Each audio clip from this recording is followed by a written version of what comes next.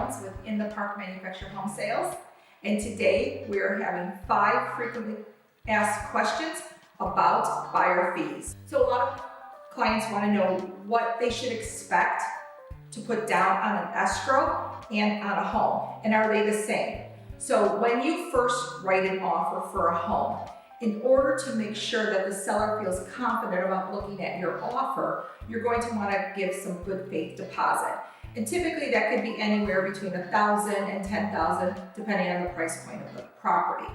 After that, the additional funds that need to be turned in order to move forward, if you will, with the sale is going to be whatever you are approved for. So if your loan is approved for 20%, the balance of what you first put down versus the 20% is what's going to be needed to, within a certain amount of days, depending on the offer, that will be turned in, and all of that always goes to escrow. That starts in the beginning, middle, and then of course the end of the process where all of those fees are taken, escrow fees, closing fees, state fees, that will be incorporated, a total minus what you've put down already, and then that's what you're going to bring to the closing table. Your out-of-pocket expenses is another thing that clients are not really sure of.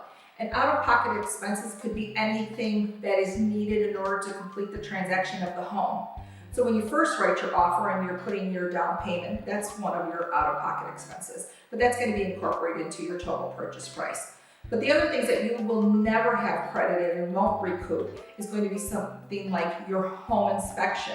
The home inspection is a third-party vendor that knows the properties, mobile home and manufactured home properties, and then charges you a fee in order to perform those services.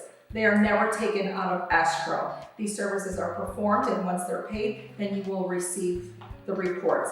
Some of the other things that you'll need to know is that if your park requires a security deposit or a first month's payment that's equivalent to the rent, you're going to need to bring that. The other thing is if you are going to do a loan, the appraiser is going to be paid up front before closing as well. So little fees like that are going to be things that are not going to be incorporated into the loan or into the purchase price. So now you've done your due diligence and you're getting ready to close. And you're wondering, what are some of the buyer fees?